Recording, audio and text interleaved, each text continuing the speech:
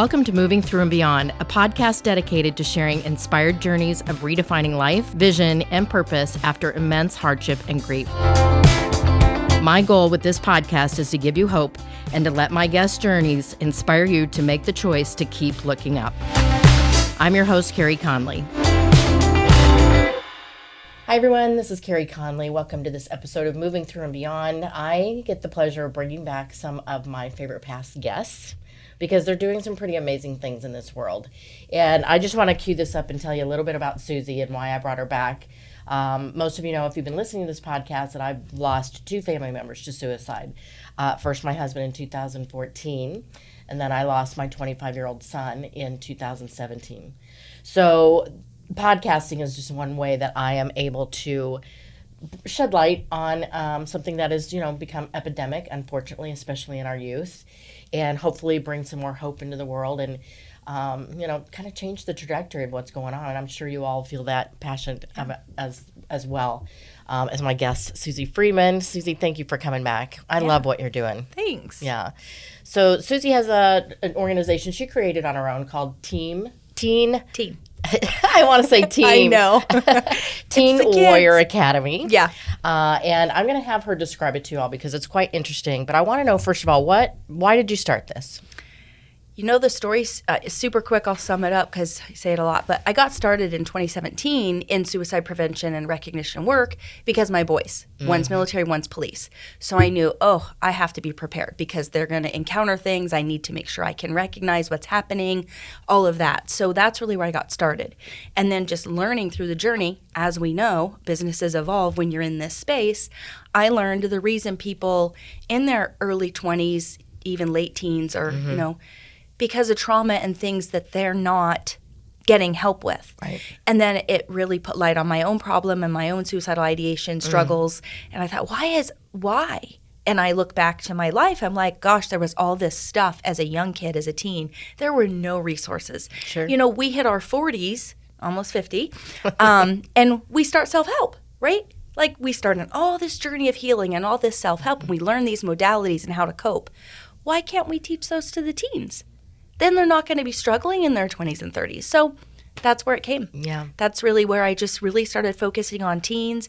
And through that, I've learned over the last year and a half, now parents.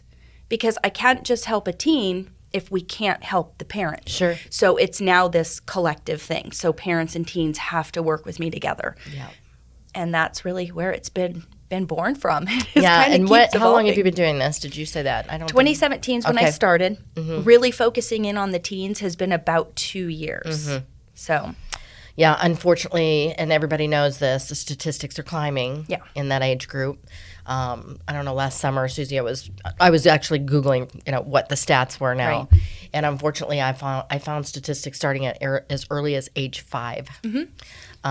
Which just, I was on a plane, I remember, I just started crying. I was like, what is happening, right? Yeah. So I love that you are focused on this age group because there is so much pressure on our kids. Yeah.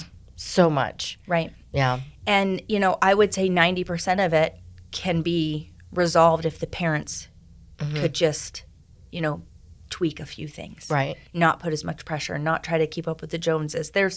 I have so many opinions on so many things that parents can agree with me or not agree with me. Sure. But, we need to say it. It needs to be said because not enough people are saying it. I mean, if you think about high school level with children, it's almost like these kids aren't allowed to be kids anymore. Mm-hmm. Now the high school kids are treated like college kids with the sports, with the academics. They're actually taking college classes at really high levels. Yeah. So that's leaving them no time to just be a 15-year-old. Right. And it's gross. It's the problem. Right. I have a couple principal friends that say the same. They're like, if I could change it, I would, but these parents don't get it because everybody feels like, if you don't, you're behind and you're not serving your kid the right purpose. So I don't know. I have some friends that have their kids in like schools where they milk cows and stuff. I'm like, that might be really good. I heard about a school. My daughter, right over in Ahwatukee, right? I'm like, my daughter lives in Oklahoma, and I ran into a mom at the playground. I was there with my grandson, and she has her daughter go to a school that she said is on a farm. And I was like, seriously? She said, yeah, I just really believe that they need to be outside more, not sitting in a chair. Yeah. Yeah, I love that idea. We have to start thinking outside the box because that system is not working, right? Right. Yeah. And I don't think that all the push for college is as important as people think it is. Yeah, I agree with you. I mean, if you're going to be a doctor, a lawyer, something that requires college, Sure. great. Yeah. It was fun. I came across something. I don't know if it was a reading or a social post, but a guy said, as a younger guy, he said that he recommends, and I totally agree with this, anyone between like 20 and 30, 28-ish, Yeah. should go 100% toward any dream they have and just see what happens. Yeah. And then get serious. Yeah. See, now you're talking my language because this is Right. what I teach. Okay, that's right. And, I'm very focused on the young adults at 20 to 30, right? Because I believe that most of them are coming out of college doing, they went through the system, get the good grades, go to the right Yep. college, get the right job. And then, I've seen them, Susie, 6 months, a year out, they're not happy. No.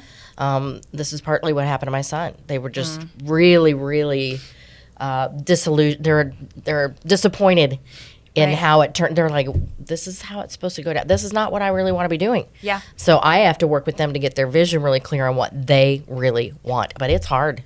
I mean, think about Very it. hard. How do you expect an 18-year-old to, like, pick their life path? Yeah. I mean, it's the most ignorant thing. You're Yeah. like, sure, be a brain surgeon. They Yeah. don't even know what they're doing. Yeah, they need some time to really figure out who they are and what do they really want. What is the vision for their life, Yeah. not what everybody else wants. Yeah. And unfortunately, parents don't want to hear that. Right. Because they are unfortunately projecting a lot of what they really wanted for their life. Yeah.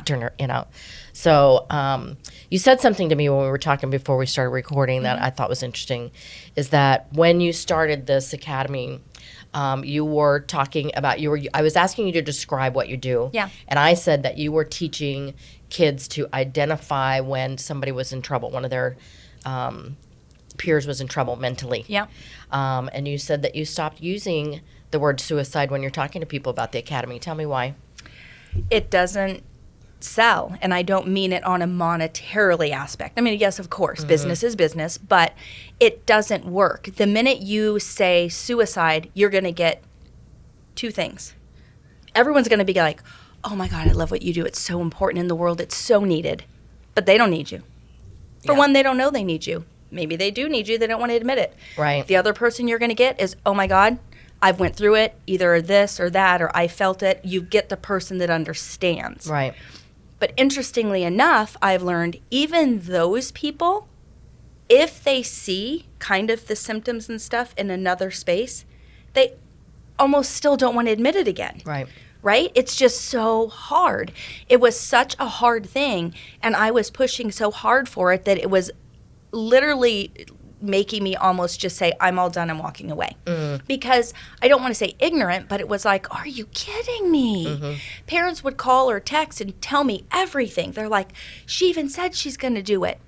What do I do? So I'm like, first of all, if we're that serious, I'm not a therapist. Like, if you feel you're in danger, of course, call 911. Don't try to call a friend or something, right? Figure it out. But any advice or extra help I offer, like, hey, let's go through this. You need to ask the question, hardcore. It's not that bad. I'll call you if we need you. I'm like, you can't be serious. Yeah, but see, I understand this because, Well, sure. I've lost my husband and my son, both to suicide, and you never want to think, even though you know that they're struggling. Yeah.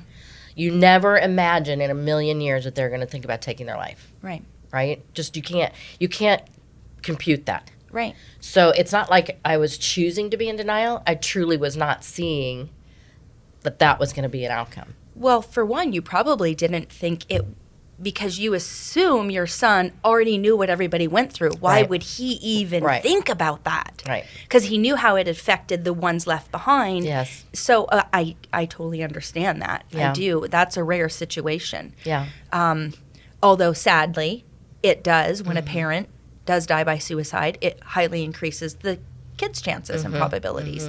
So it's important. But yeah, it's not a word that sells.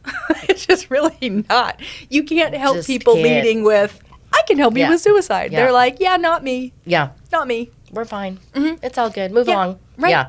And even if they are struggling, they're probably not ready to say, please help me. Uh-huh. I mean, I was not, I was like, yeah, that's normal, right?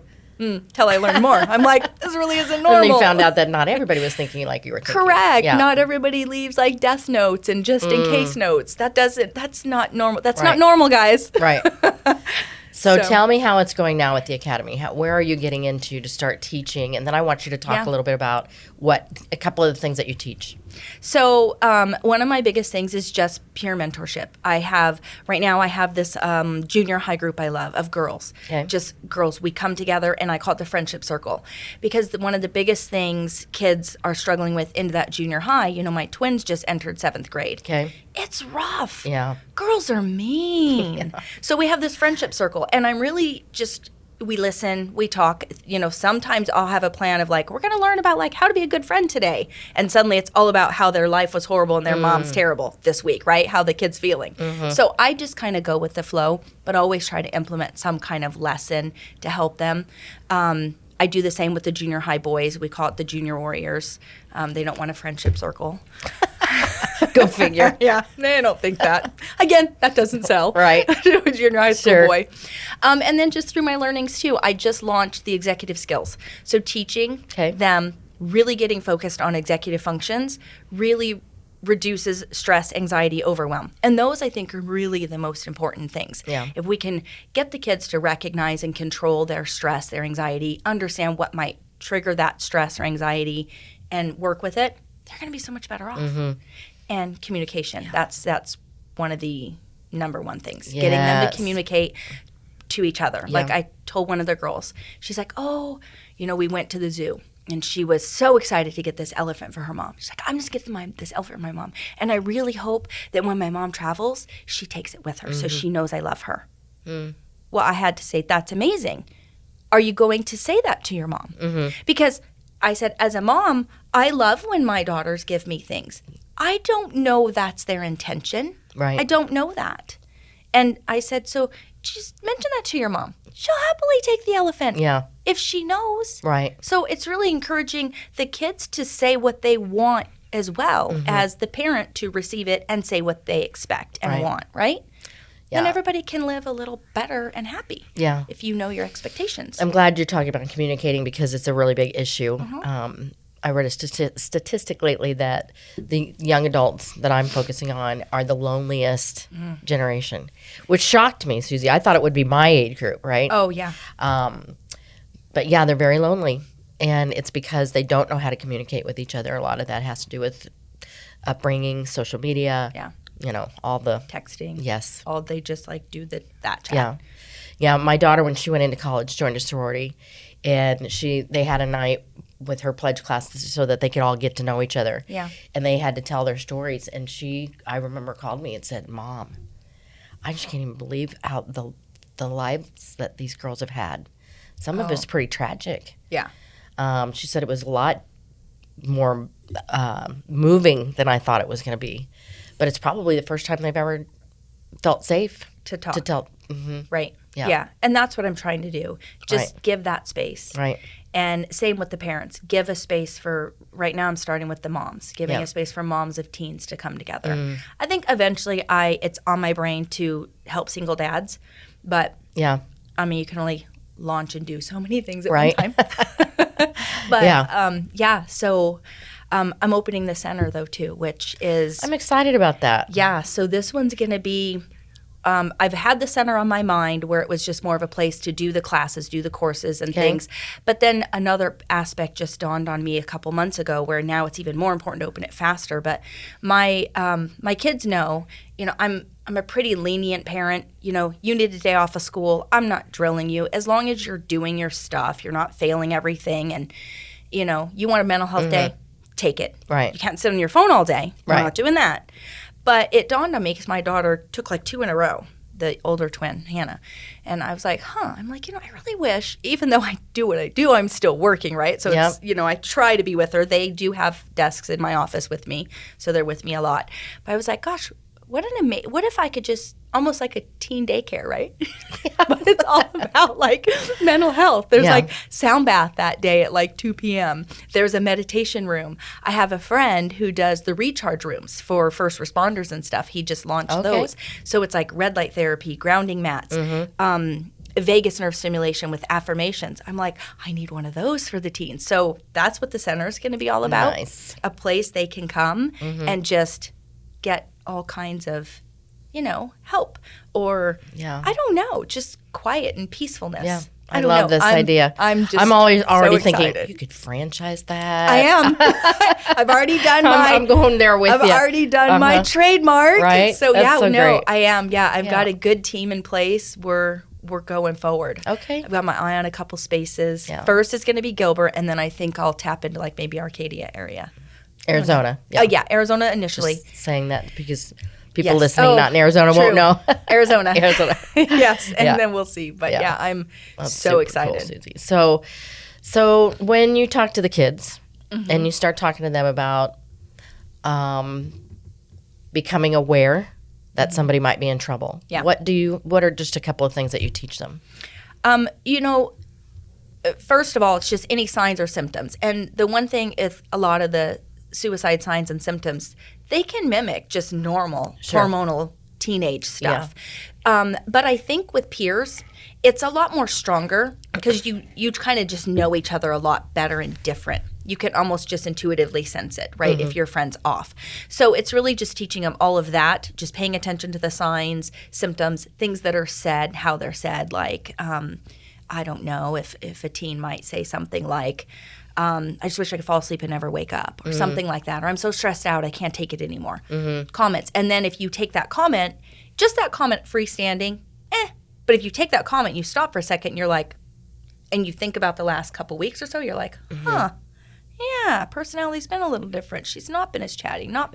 Then the kids can be more aware. And the more you can instill that into them, they just become not just self-aware, but aware of others. Right. And that's what we want. Right. And then the number one most important thing about this is now what do they do with that information? Right. So you want the kid to know how to ask. Okay. How you're going to ask the question to your friend, because that's important. Right. And then what do you do with that information? Right. So I did get pushback from some teachers. They're like, that's terrible. You can't teach kids to be the burden, have that burden. I said, they're getting it anyway. Let's at least teach them know how to handle it. Right. Right? And do the right thing. So, and I may have told you in the last one, but really what's got me super involved in wanting to certify, my goal is to certify 1,500 teens this year in QPR. And there's a district in Utah, a school district. They had really high suicide rates. I think this is probably 7 or 9 years ago when they launched this. They have very high suicide rates. A gentleman came in and they created the Hope Squad.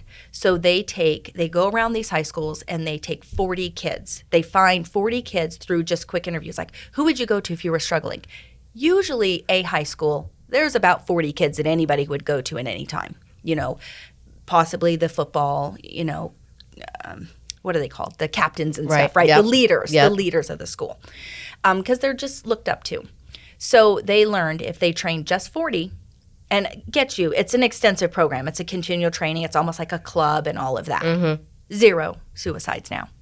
For over 7 or 9 years, it's been 0. Just because they've been trained. Yeah, because all the kids, there's Hope Squad in there. And it's Define great. QPR for people who've never So heard. question, persuade, refer. So QPR, it's what I am certified to teach. Yep. So it teaches you signs and symptoms, then how to ask the question, how to persuade someone to get help, and then how to get them help, refer them out, take them, where to go, all of those things. Yeah. So it's just the simpler way. And the Hope Squad's great, but it's $12,000 for one high school. Okay. Our schools can't afford that. I know one of our Chandler schools, a junior high, just employed it. So I want to see how that goes because I think it's amazing. So I thought, okay, well, let's try and at least do, for me, volunteer. I donated 320 hours of my time to do this year, to teach the kids. So I thought, okay, if I can just go through, like I told you, getting into public schools and things like that's hard. It's not hard to go to football coaches. It's not hard to go to the booster clubs. Hey, I'll do this free training for you, right? And you can start training those leaders. So that's really where I'm going and starting. And anything's going to help, right? Yeah. If we save one kid's life, we did good. Yeah. So to go back to the question, so you were saying, be aware of things that they might be saying, like, I'm so stressed out, I can't take it anymore. Right. And if the kid that's hearing that is thinking, okay, this is a sign because I've been seeing some changes or whatever, what would be the question that they would ask? For me, I say go the simplest route. Are you thinking of killing yourself? And you want to say not hurting. Hurting is different than killing. You want to be specific. Okay. Have you thought about suicide? Be very specific. Because you could say, have you thought about hurting yourself? They'll be like, Yeah. it's different. Yeah. A hurt is different than, right? Yeah. So be very specific. You wouldn't want to say it in that kind of negative connotation of, you wouldn't think about killing yourself, would you? That's just stupid. Because if I say that to you, what's your answer going to be? Right. No. Right. No, I wouldn't do anything stupid. So don't do that. Right. And we teach them not to do that. This can be, I'm assuming that people listening now would think this is super, like, why would you even ask that question? And I have to say, I believed the myth that if I had asked, that I was planting the seed. Yeah. And now I know that is not. That's the number one myth. Right. If people are thinking about it, they are thinking about Right. it. You're not going to give them the idea. Right. Because there's, I don't want to say two kinds of people. Right. People either are or they are not. Right. It's just that simple. Right. But they've learned you ask the question, most of the time, they're going to answer you. Because they don't want to die. They want help. Right. They're like, oh, this person Sees something. Right. Yeah. You're like, yes, and it's this huge weight, right? And now what? So then we just teach them how to persuade, hey, we don't want you to die. I'm here for you. Listen. Listen is one of the number one things. I don't know if you had a chance, but I think it's Emily Benway. I don't know her name. She was a 16-year-old girl. Okay. A few years ago, shot herself. Very popular. Nobody noticed anything. The parents didn't even know. And I had the pleasure of she released her movie, came out last year. So I had the pleasure of meeting her and listening to her talk. And it was interesting because even though her and her mom and her family have a very decent, great relationship, there wasn't a lot of trauma and stuff in that space that she, didn't tell about. But she didn't go to her mom when she was in that trouble because she said all they would try to do is fix it. They wouldn't listen. So I always encourage parents, if your kid comes to you, ask them, do you want me to listen? Do you want me to fix it? Do you want, my help? What do you want me to do in the moment? Right. Because us moms, dads too, we instantly jump in. How do we fix it? How do we change it? How do we do this? How do we make you better? How do we fix your brain? How do we, right? We want to do all that. And the kid just wants to vent. Right. And same on the flip side. I teach the kids. Sometimes the kids can't articulate that. So some of the younger ones, I give them cards that just says, please just listen. And they just hand it to their mom. Can you please help me fix it? Or can you give advice? And then they say what they need to say. I see. It's been helpful. Yeah. I mean, I like to think it's helpful. Yeah. What I'm feeling through all of this, Suzi, is, and I'm watching this now unfold because my daughter now has two little boys. One that's almost 4, wicked smart, and then the 1-year-old who's just too cute for words. They're both, but she treats the 4-year-old like almost not. I wouldn't say like an adult, but older than he is. Okay. So that he will communicate, so that he does feel empowered, he does have confidence, and I see how that empowers him a lot. And I think it's hard for parents to think of their kids as functioning adults or that they could handle that kind of a burden, right? Yeah. I think we need to give them more credit than we're giving them is what I'm saying. Oh, sure. Yeah. Yeah. It's educate and empowerment. Yeah. For the kids. Yes. And independence, teaching them independence. That's really the ultimate goal. Yes. You want them to be independently self-reliant. Yeah. Where they can and make good choices. So you can't do that if you're always trying to fix it. You're hovering over them. You're helicoptering them. You're doing this. You're doing that. That's not going to work. Or just wishing it away. This isn't happening. Right. Yeah. Right. Yeah. That doesn't work Right. either. You can't take the ostrich They're living effect. in it, and that's the thing we need to come to realization of is this is their world now. Yeah. I mean, I said to you when you walked in that never in a million years would I thought that we would have needed something like this in school. We didn't grow up with that. Right. But it is what it is. Yeah. And the only way we're going to change it is we got to teach it and talk it out Right. to change the trajectory. Yeah. Right? Yeah. I agree. Yeah. So I love what you're doing. Thank you. Yeah. What's your next step? Opening the center. Opening the center. Yep. And I think that's really, that's going to be And big. you're doing this full time? I am. Yeah. Yeah.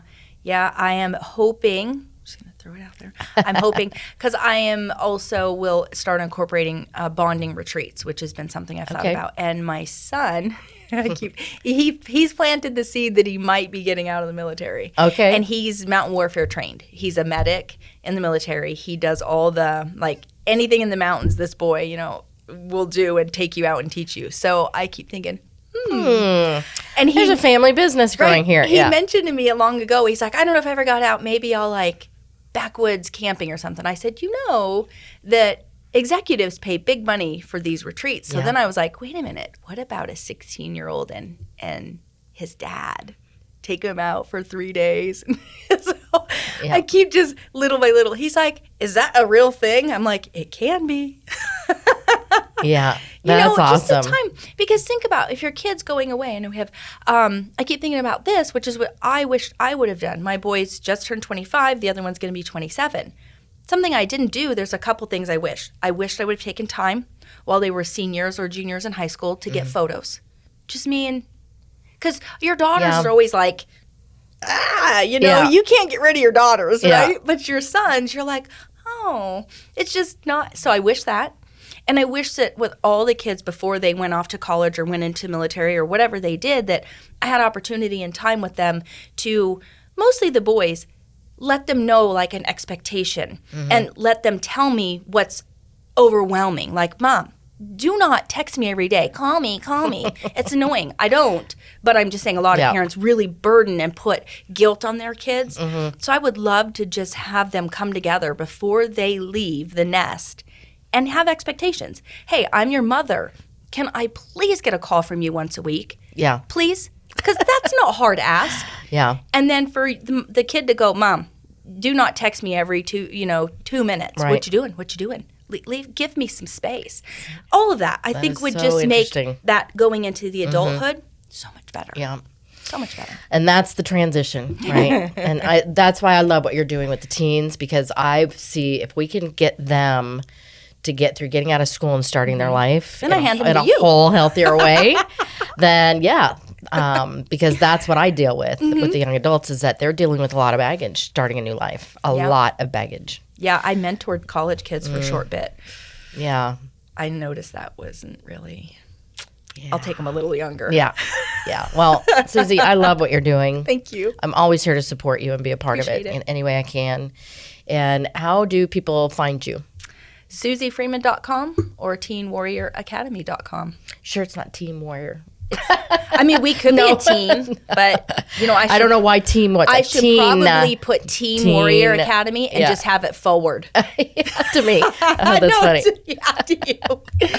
That's funny. Well, thank you. Thank I you. appreciate you taking the time to come back here. So, Yeah, I love it. thank you everybody for listening to this episode today. I hope that you got some great nuggets out of this, especially if you are parents. I want to just really encourage you to know that it's so easy to be in denial and not think that this is your kid or that your kids are dealing with this, but unfortunately they are.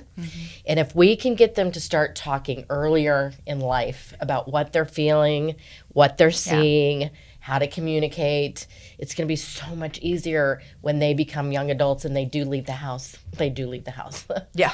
And it's hard for them to start a life with a lot of pressure. And, unfortunately, the other thing I'm seeing with the young adults that I'm starting to communicate with is that they are starting with a life of grief because they've lost people to suicide, to some sort of tragedy. Yeah. And it was not a part of my life growing up that I would ever start my life with that kind of right? So just be aware and just talk more. Give them space to be able to talk. You don't need to be doing something every second of the day. Just give space. I just learned a tip if you want it. Yeah.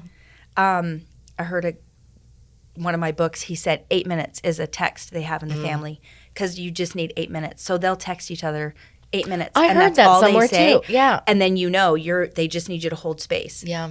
I love that. I heard that somewhere too. Yeah. Where did I hear that? I know. I don't know, but that's great. So, Sorry. So anyway, I just am here to help you and just keep bringing people to you that can, give you some great tips on leading a mentally healthy life. and having a really big, beautiful vision for your future. So thank you for listening to this episode of Moving Through and Beyond. And I'm just here to remind you to keep looking up. If you found this episode inspiring or helpful, please share it with a friend or a family member. In order to be successful on this mission, I can't do it alone. Connect with me at www.careyconley.com, and don't forget to sign up for my weekly Do It On Purpose newsletter. Let's build this life-giving vision movement together to end this epidemic, save lives, and create purpose.